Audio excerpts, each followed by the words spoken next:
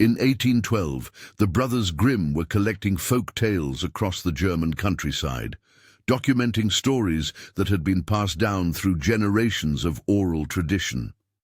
What they discovered in a remote village near the Harz Mountains would challenge everything they thought they knew about the innocent fairy tales they were recording. The case of Maria Weiss would become one of the most haunting investigations in Germanic folklore research, though the full truth would remain buried for over a century. The village of Schwarzburg sat nestled in a valley where ancient pine forests met rolling meadows, approximately 40 kilometers southeast of Göttingen. In the early 19th century, it housed no more than 300 souls, most of whom made their living through timber cutting, charcoal production, and small-scale farming. The community was tight-knit to the point of suffocation, where every whisper carried weight and silence often spoke louder than words. Among the village's most prominent families were the Weiss, who owned the largest timber operation in the region. Heinrich Weiss, 43 years old, had built his fortune through shrewd business dealings and an understanding of the forest that bordered on supernatural. His wife, Greta, 38, was known throughout Schwarzburg for her exceptional beauty, with skin so pale it seemed to glow in candlelight and hair as black as the deepest winter night. Their daughter, Maria, had inherited her mother's striking features and possessed what villagers described as an otherworldly loveliness that made grown men forget their words and children stare in silent wonder. The Weiss family lived in a substantial stone house at the village's northern edge, where the cultivated fields gave way to wild forest. The house, built in 1767 by Heinrich's father, featured thick walls designed to withstand harsh mountain winters and small windows that let in precious little light even on the brightest summer days. A peculiar architectural detail that visitors often noted was the absence of mirrors in the main living areas, though none dared to ask why such a vain woman as Greta Weiss would choose to live without them. Maria Weiss was 19 years old in 1812, an age when most village girls had already married and begun bearing children. Yet Maria remained unwed, despite numerous proposals from eligible men throughout the region. Her father claimed she was too valuable helping with the family business, while her mother insisted that no local man was worthy of such extraordinary beauty. The truth, as recorded in fragments of correspondence discovered decades later, was far more complex and disturbing than either parent would admit. The first sign that something was amiss in the Weiss household came in early March of 1812. When the village pastor, Father Klaus Müller, made his regular monthly visit to bless the family's timber operation. Father Müller, a man of 62 years who had served the community for over 3 decades, noted in his private journal that Maria appeared unusually withdrawn during the blessing ceremony. More troubling was his observation that the young woman bore what appeared to be bruising around her throat, though when he inquired about her health, both parents insisted she had simply fallen while helping in the forest. The pastor's concerns deepened over the following weeks as he observed changes in the family's behavior during Sunday services. Heinrich Weiss, previously a man who commanded attention through his confident demeanor and booming voice, became increasingly agitated and paranoid. He would frequently glance toward the forest during sermons, as if expecting someone to emerge from the tree line at any moment. Greta's behavior was equally disturbing, though in a different way. The woman who had once prided herself on her appearance began covering her face with heavy veils and avoided looking directly at her own daughter. According to records maintained by the village's part-time constable, Werner Hoffmann, the first formal complaint regarding the Weiss family was filed on March 21, 1812. Anna Koch, a widow who lived in a cottage adjacent to the Weiss property, reported hearing screaming from the main house during the early morning hours. When Constable Hoffmann investigated, Heinrich Weiss claimed the noise had come from wild animals fighting in the forest. though Koch insisted the sounds were unmistakably human and specifically female. The investigation that followed was perfunctory at best. Constable Hoffman, who owed his position to Heinrich Weiss's political influence in the village, conducted a brief inspection of the property and declared himself satisfied with the family's explanation. However, his official report, preserved in the municipal archives until 1958, contained subtle inconsistencies that suggest he harbored private doubts about the Weiss family's truthfulness. What emerged from testimonies collected decades later was a picture of systematic isolation and psychological manipulation that had been occurring within the Weiss household for years. Maria, according to servants who worked in neighboring households, had been forbidden from maintaining friendships with other young women in the village since she was 14 years old.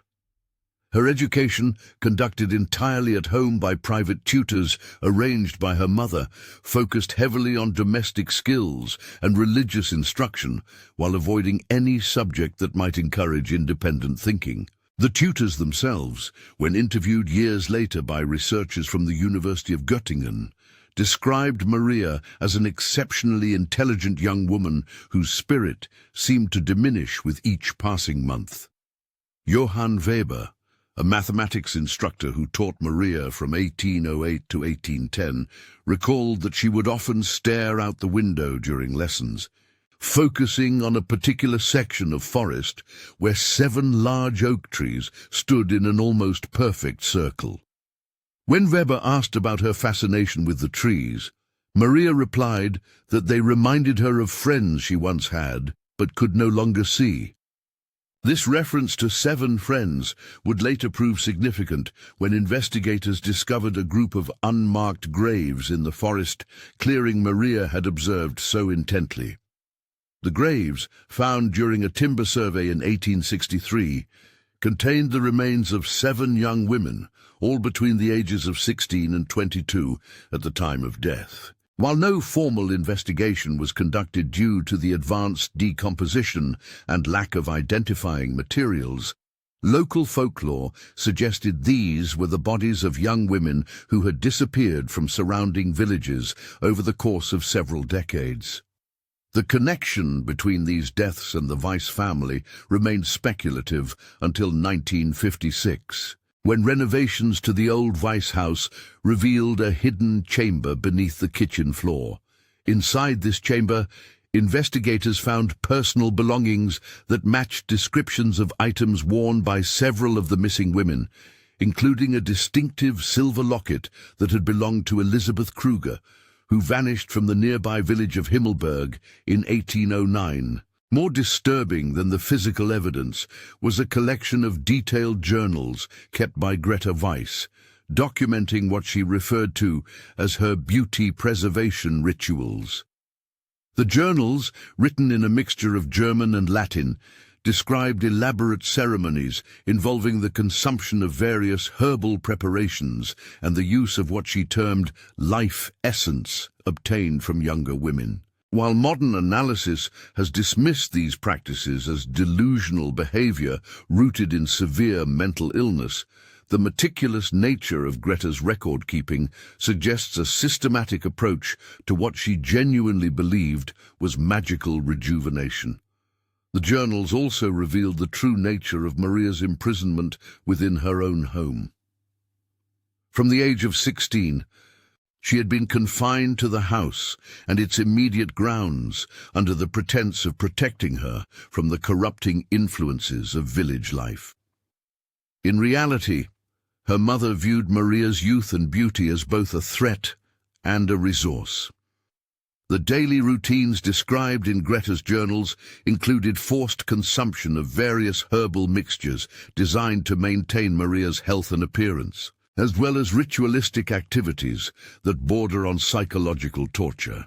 Heinrich Weiss's role in these activities appears to have been that of an unwilling accomplice who gradually became complicit through a combination of financial dependence and genuine fear of his wife.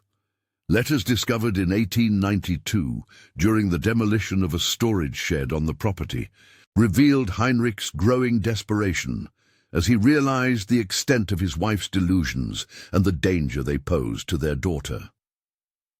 In one particularly revealing correspondence with his brother in Munich, Heinrich wrote that he feared Greta had lost all connection to Christian morality and human decency, but felt powerless to intervene due to her threats to expose certain business irregularities that could have resulted in his imprisonment. The situation reached its crisis point in late April of 1812, when Maria Weiss disappeared entirely from public view. The official explanation provided by her parents was that she had contracted a severe respiratory illness that required complete bed rest and isolation. However, servants from neighboring houses reported that no doctor had been summoned to the Weiss residence, and no medical supplies had been delivered, despite the alleged severity of Maria's condition. Father Müller, increasingly concerned about the family's behavior and Maria's prolonged absence from church services, demanded to visit the young woman to provide last rites if her condition was indeed terminal. The confrontation that followed, documented in the pastor's private correspondence with the Bishop of Hildesheim, revealed the depth of the Weiss family's deception and the horrifying reality of Maria's situation. According to Father Müller's account, when he arrived at the Weiss house on May 2, 1812, he was initially refused entry by Heinrich, who claimed his daughter was too ill to receive visitors. Only when the pastor threatened to involve higher church authorities did Heinrich reluctantly allow him inside. What Father Müller discovered in Maria's room would haunt him for the remainder of his life. The young woman was confined to a bed in a windowless chamber that reeked of herbal preparations and human waste. Her once lustrous black hair had been completely shaved off, and her skin bore the telltale signs of severe malnutrition, despite her parents' claims of providing careful medical attention. Most disturbing of all were Maria's eyes, which Father Müller described as having lost all trace of human recognition or hope. When Father Müller attempted to speak with Maria privately, she responded only in whispers and seemed unable to focus her attention for more than a few seconds at a time. The few coherent words she managed to speak included references to the Seven Sisters and repeated requests to see the mirror one more time. Greta Weiss, who hovered anxiously during the pastor's visit, insisted that her daughter's confused state was the result of her illness. But Father Müller noted that Maria's symptoms were inconsistent with any known medical condition. The pastor's intervention marked the beginning of the end for the Weiss family's reign of terror. Though the resolution would come too late to save Maria herself, Father Müller immediately reported his findings to the regional church authorities, who in turn contacted the local magistrate in Göttingen. A formal investigation was ordered, though bureaucratic delays meant that official investigators did not arrive in Schwarzburg until nearly 2 weeks after Father Müller's initial report. During those 2 crucial weeks, the Weiss family's behavior became increasingly erratic and desperate. Neighbors reported seeing smoke rising from the family's property at all hours of the day and night, suggesting that evidence was being systematically destroyed. Heinrich was observed making multiple trips to the forest with heavy bundles, while Greta spent her time in the house's basement, from which strange sounds and unpleasant odors emanated. The official investigation, led by Magistrate Friedrich von Zimmern, began on May 16, 1812. Von Zimmern, a methodical man with extensive experience in criminal matters, approached the case with the thoroughness it deserved. His first action was to place the entire Weiss property under guard to prevent further destruction of evidence, then to conduct separate interviews with each family member. Heinrich Weiss's testimony was a masterpiece of misdirection and half-truths designed to minimize his culpability while casting suspicion on his wife's mental state. He claimed that Greta had become increasingly obsessed with folk magic and superstition over the previous years, despite his attempts to discourage such interests. According to Heinrich's statement, his wife had convinced herself that she could maintain her youth and beauty indefinitely through various rituals that initially seemed harmless, but gradually became more elaborate and disturbing. The turning point, according to Heinrich, came when Greta began to view their daughter not as a child to be protected, but as a competitor whose youth and beauty posed a direct threat to her own self-worth. Heinrich claimed he had tried to intervene on Maria's behalf, but had been threatened with exposure of financial irregularities in his business dealings if he interfered with his wife's plans for their daughter. Greta Weiss's testimony was far less coherent and revealed the extent of her psychological deterioration. She spoke at length about the need to preserve beauty and youth at any cost, describing various rituals and preparations she had learned from what she called the old woman in the deep forest. When pressed for more specific information about this mysterious figure, Greta became agitated and claimed that investigators would never understand the ancient knowledge required to achieve true immortality. Most disturbing was Greta's complete lack of recognition that her treatment of Maria constituted abuse or imprisonment. She genuinely believed she was preserving her daughter's beauty and protecting her from the corrupting influences of the outside world. Her description of the daily routine she imposed on Maria revealed a systematic program of psychological conditioning designed to break the young woman's will and transform her into a passive recipient of her mother's obsessions. Maria herself was deemed unfit to provide testimony due to her severely compromised mental and physical state. The examining physician, Dr. Wilhelm Hoffmann from Göttingen, reported that she appeared to be suffering from severe malnutrition, chronic sleep deprivation, and what he termed a complete dissolution of normal mental faculties. The young woman was unable to respond coherently to questions about her experiences and seemed unaware of her surroundings most of the time. The physical evidence uncovered during the investigation painted a picture of systematic abuse that had been occurring for years. The hidden chamber beneath the kitchen contained not only personal belongings from missing women, but also detailed instructions for various herbal preparations designed to induce compliance and confusion in their victims. Chemical analysis conducted years later revealed that these mixtures contained high concentrations of mercury, lead, and various plant toxins that would have caused severe neurological damage over time. Perhaps most damning was the discovery of Greta's private laboratory in the house's basement, where she had been preparing the various substances used in her supposed beauty rituals. The laboratory contained equipment for distilling plant essences, grinding minerals, and mixing complex preparations. More troubling were the human remains found in several containers, suggesting that Greta's rituals had involved the consumption of materials obtained from her previous victims. The trial of Heinrich and Greta Weiss began in September of 1812 and attracted attention from across the German states due to the bizarre nature of the crimes and the social prominence of the accused.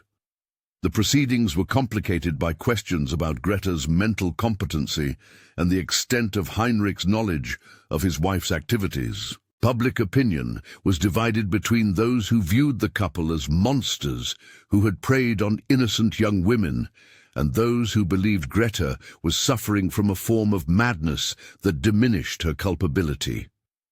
The prosecution, led by prosecutor Johann Steiner, argued that both defendants had participated in a systematic campaign of murder and abuse that had claimed at least 7 victims over the course of several years.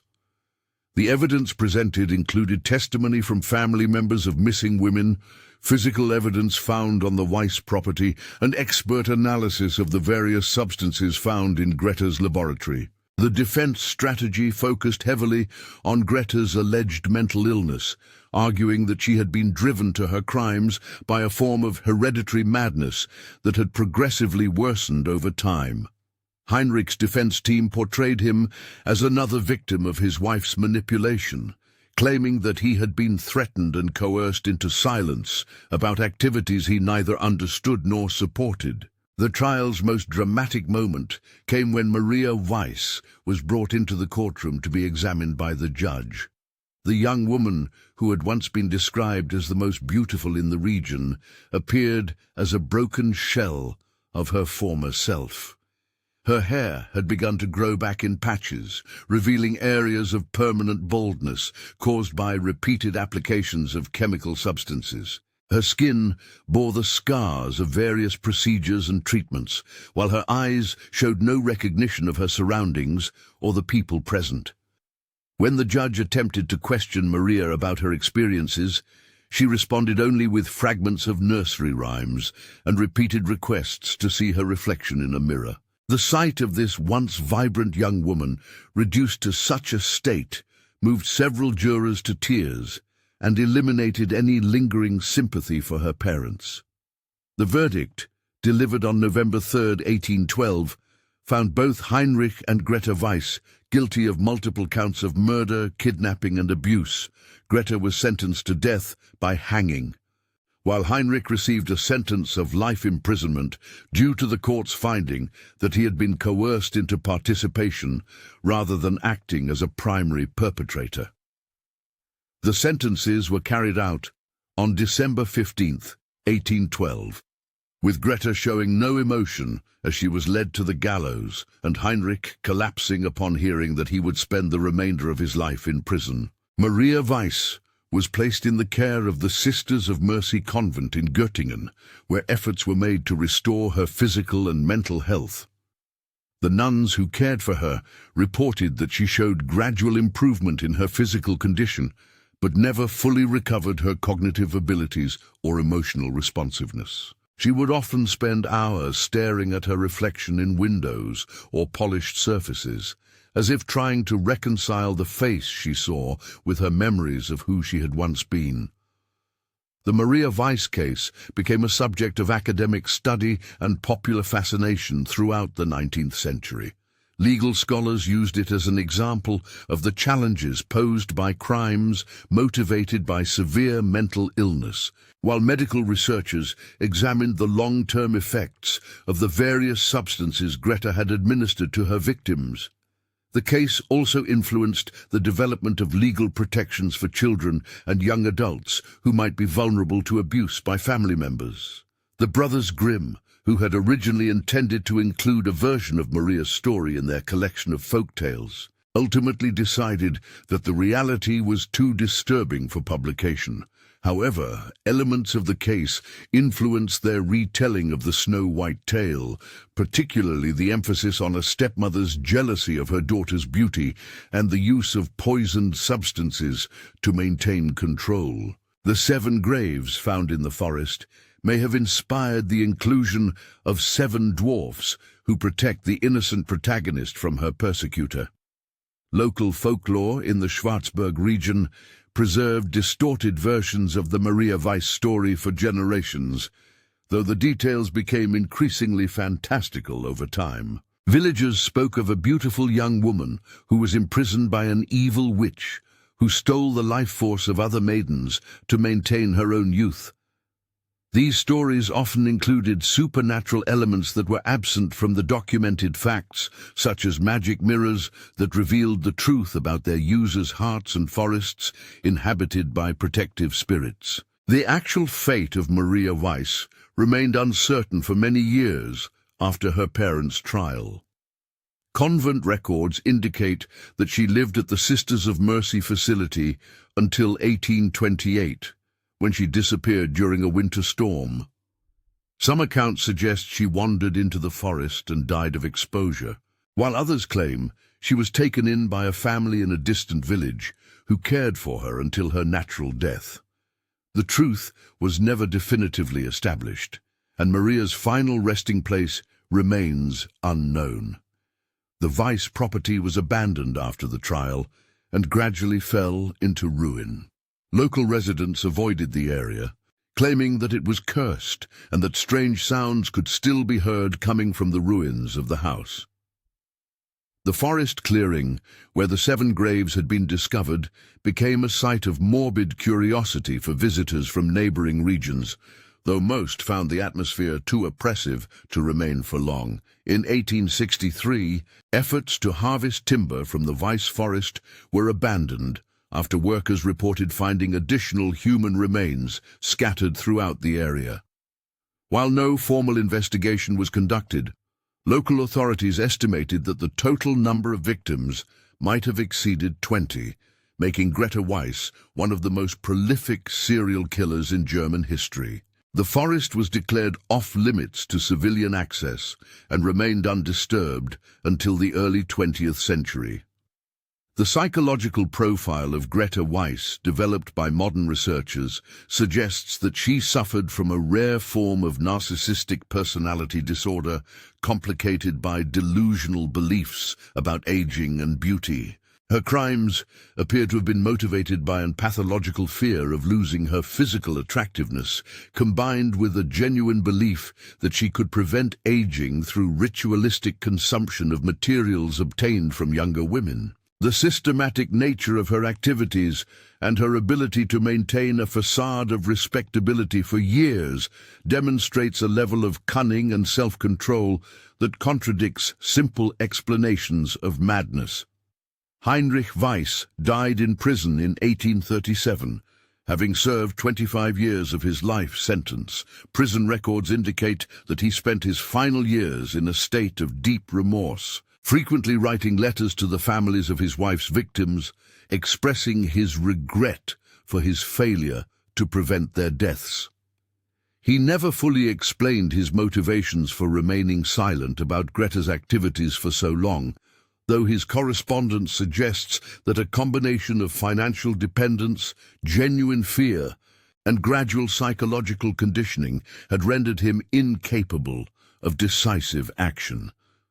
The broader impact of the Maria Weiss case extended far beyond the immediate participants and influenced several important developments in German law and social policy. The case highlighted the inadequacy of existing legal protections for family members who might be vulnerable to abuse and led to reforms that made it easier for authorities to intervene in situations where domestic violence was suspected.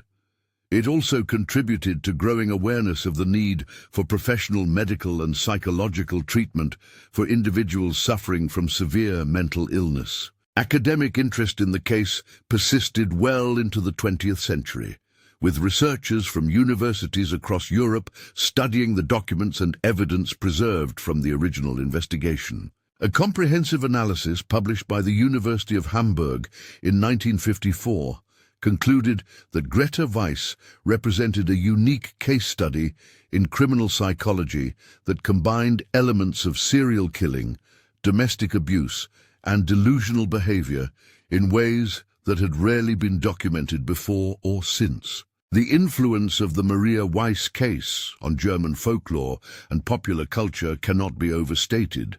Beyond its connection to the Brothers Grimm's version of Snow White, elements of the story appeared in various forms throughout 19th and early 20th century literature. Writers such as E.T.A. Hoffmann and the Brothers Grimm themselves drew inspiration from the case's themes of jealousy, beauty, and the corruption of maternal instincts in their supernatural tales. The village of Schwarzburg never fully recovered from the notoriety associated with the case. Many families left the area in the years following the trial, seeking fresh starts in communities where their reputations had not been tainted by association with the Weiss murders. By 1850, the village's population had declined to fewer than 100 residents, and many of the abandoned houses had begun to deteriorate due to lack of maintenance. Attempts to repopulate the area in the latter half of the 19th century were largely unsuccessful, as potential residents were discouraged by the village's dark reputation and the practical challenges of rebuilding a community that had lost so much of its economic foundation. The timber industry that had once sustained Schwarzburg never recovered, partly due to the psychological associations with the vice crimes, and partly because of more efficient operations established in other regions. The final chapter in the Maria Weiss saga came in 1968, when the abandoned village was selected as the site for a historical preservation project sponsored by the West German government. Archaeologists and historians worked to document the remaining structures and artifacts from the community's past, including careful excavation of the Weiss property and the surrounding forest area. The 1968 excavation revealed additional evidence that had been missed during the original 1812 investigation. Hidden beneath layers of accumulated debris and vegetation, researchers found what appeared to be the remains of additional victims, bringing the estimated total number of Grete Weiss's murders to at least 31. More disturbing was the discovery of detailed journals and correspondence that suggested Grete had been in contact with other individuals who shared her obsessions and may have been conducting similar activities in other regions. These newly discovered documents included correspondence with women in Bavaria, Prussia, and Austria who wrote about their own experiments with beauty preservation and youth maintenance. While no direct evidence of criminal activity was found in these letters, the language used suggested a network of individuals who shared information about techniques and materials that bore disturbing similarities to those employed by Grete Weiss. The 1968 findings prompted a broader investigation into historical disappearances of young women across German-speaking regions during the early 19th century. While conclusive evidence was limited due to the passage of time and incomplete record-keeping from that era, researchers identified patterns that suggested the Maria Weiss case may have been part of a larger phenomenon involving multiple perpetrators operating across significant geographical areas. The psychological impact of the case continued to resonate through the 20th century, influencing academic study of serial crime and contributing to evolving understanding of the relationship between beauty obsession and violent behavior. Criminologists and psychologists frequently cited the case as an example of how cultural pressures regarding physical appearance could contribute to the development of severe psychological disorders that manifested in criminal activity. Modern feminist scholars have interpreted the Maria Weiss case as an extreme example of the internalized misogyny that characterized much of 19th century European society. Grete Weiss's obsession with youth and beauty, they argue, represented a pathological response to cultural messages that defined women's value primarily in terms of their physical attractiveness. Her crimes against other women can be understood as a desperate attempt to maintain her position in a social hierarchy that offered few alternatives to physical beauty as a source of female power and status. The case also highlighted the vulnerability of young women in patriarchal societies where legal protections were minimal and family authority was rarely questioned by outside institutions. Maria Weiss's prolonged imprisonment and abuse was possible only because social norms of the time discouraged interference in family matters and provided few avenues for victims to seek help independently. The gradual legal and social reforms that followed cases like hers contributed to eventual recognition of domestic abuse as a serious crime requiring active intervention by authorities. The physical location where these events occurred has been preserved as a historical site, though access remains restricted due to safety concerns and respect for the victims. The foundation of the original Weiss house is still visible, along with carefully maintained markers indicating where various pieces of evidence were discovered during the multiple investigations. The 7 oak trees that Maria once stared at from her window remain standing, now surrounded by a small memorial garden dedicated to all victims of family violence. Visitors to the site often report feeling an overwhelming sense of sadness and oppression, though this may be due as much to knowledge of the events that occurred there as to any supernatural influence. The forest clearing, where the mass grave was discovered, has been converted into a peaceful memorial space where relatives of victims and others affected by similar crimes can come to reflect and remember. Educational programs based on the Maria Weiss case are now used in German schools and universities to teach students about the importance of recognizing and reporting signs of domestic abuse. The case serves as a powerful reminder that the most dangerous threats to individual safety often come from within families and close relationships, where trust and authority can be exploited by those with criminal intent. Contemporary law enforcement agencies continue to study the case for insights into the psychology of family perpetrators and the dynamics of long-term captivity and abuse. The systematic nature of Greta Weiss's crimes and her ability to maintain a facade of respectability while conducting horrific abuse provides valuable lessons for identifying similar situations before they result in permanent harm to victims. The story of Maria Weiss stands as one of the most thoroughly documented examples of extreme domestic abuse and serial murder in European criminal history. The wealth of evidence preserved from the original investigation, combined with subsequent archaeological and historical research, provides an unusually complete picture of how such crimes develop, persist, and ultimately come to light. The case serves as both a historical record and a continuing source of insight for those working to prevent similar tragedies in contemporary society. The echo of Maria's story continues to resonate through the quiet forests of Lower Saxony, where the wind, through the 7 oak trees, carries whispers of a young woman whose beauty became her curse and whose suffering revealed the depths of human cruelty disguised as love. In the end, the fairy tale that emerged from these documented horrors serves as both a sanitized memory and a warning that the most terrifying monsters often wear familiar faces and live in houses that appear normal from the outside. The legacy of the Maria Weiss case extends beyond academic study and historical preservation.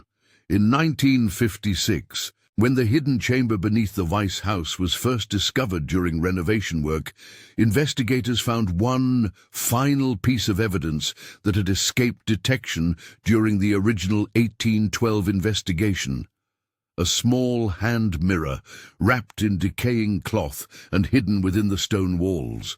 The mirror, according to forensic analysis, bore traces of the same mercury compounds found in Greta's laboratory preparations. More significantly, scratched into its silver backing were the names of 31 young women, including Maria herself. This discovery confirmed the full extent of Greta's crimes and provided closure for families who had spent decades wondering about the fate of their missing daughters. The mirror was eventually donated to the German National Museum, where it remains on display as part of an exhibition about historical crimes against women. Visitors often comment on the unsettling feeling they experience when looking into its surface, though museum curators attribute this to knowledge of its history rather than any supernatural properties. In the decades that followed the case's resolution, several academic studies attempted to trace the origins of Greta Weiss's obsessions and criminal behavior. Research conducted in 1961 revealed that similar disappearances had occurred in regions where Greta had lived before her marriage, suggesting that her criminal activities may have begun much earlier than previously suspected. The pattern indicated a systematic approach to targeting vulnerable young women that spanned at least 2 decades. The final official action related to the Maria Weiss case occurred in 1969, when the West German government formally acknowledged the inadequacy of the original investigation and issued posthumous pardons for several individuals who had been punished for attempting to report suspicious activities related to the Weiss family. This gesture, while largely symbolic, represented an important recognition that the case had revealed significant failures in the legal and social systems designed to protect vulnerable citizens.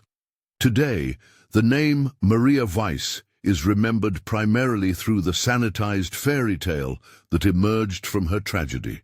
The Brothers Grimm's version of Snow White, with its magic mirror and poisoned apple, bears only superficial resemblance to the documented horrors that inspired it. Perhaps this transformation of brutal reality into children's literature serves a necessary function, allowing each generation to confront the existence of evil while maintaining some protection from its full horror. The village of Schwarzburg was never rebuilt.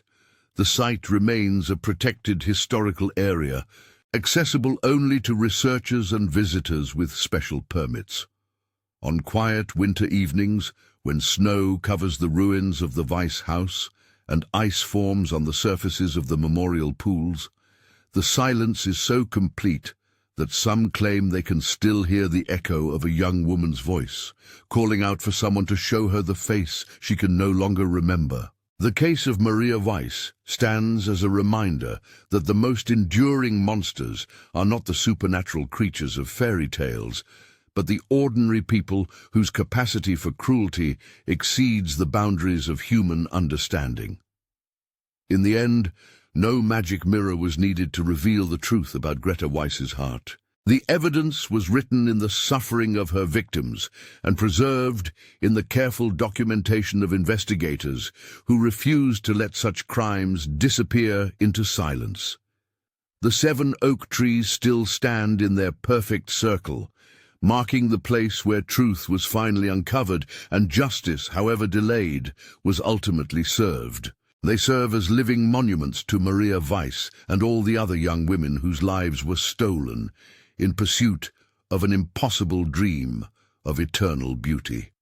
Their branches reach toward a sky that has witnessed both the worst and best of human nature, holding space for memory in a world that too often prefers to forget.